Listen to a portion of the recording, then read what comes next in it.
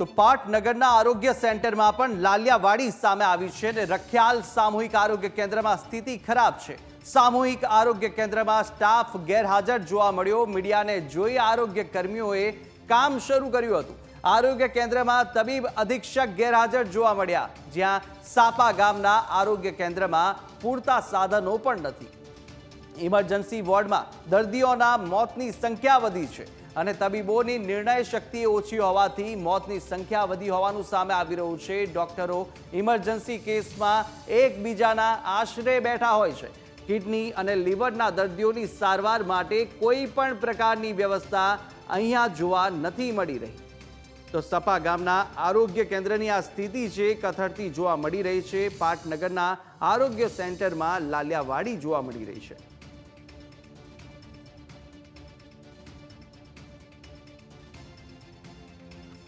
રાજ્યના પાટનગર એવા ગાંધીનગરની સરકારી હોસ્પિટલોમાં દર્દીઓને સારવાર યોગ્ય મળે છે કે નહીં તેની તપાસ જે છે તે ન્યૂઝ કેપિટલ દ્વારા રિયાલિટી ચેકિંગના માધ્યમથી શરૂ કરવામાં આવ્યું હતું, જેની અંદર જાણવા મળ્યું છે કે ગાંધીનગર સિવિલ હોસ્પિટલની અંદર દર્દીઓને કેટલીક સારવારનો અભાવ હોવાની ફરિયાદ જે છે તે સામે આવી છે। ખાસ કરીને કાર્ડિયા રિગાર્ડિંગની જે દર્દીઓની ફરિયાદ છે તે પણ સામે આવી છે। તો બીજી બાજુ ન્યુરો સર્જન સિવિલ હોસ્પિટલમાં નહીં હોવાના કારણે દર્દીઓને હાલાકીનો સામનો કરવો પડી રહ્યો છે। આ ઉપરાંત ગાંધીનગર સિવિલ હોસ્પિટલમાં પણ કિડની અને લીવરના કેટલાક કેસો આવે છે, પરંતુ અહીં તબીબો જે છે તે ચકાસણી કરીને ત્યારબાદ આ દર્દીઓને અમદાવાદ સિવિલ હોસ્પિટલમાં સારવાર અર્થે ખસેડવામાં આવે છે। આ તો વાત હતી ગાંધીનગર જિલ્લાની સૌથી મોટી સિવિલ હોસ્પિટલની, પરંતુ જ્યારે ગાંધીનગરની સીએસસી પીએસસી હોસ્પિટલની જો વાત કરવામાં આવે તો આ હોસ્પિટલોની અંદર પણ કેટલીક ક્ષતિઓ સામે જોવા મળી છે। ખાસ કરીને સીએસસી સેન્ટરોની અંદર પણ કેટલીક જગ્યાએ તબીબોની ઘટ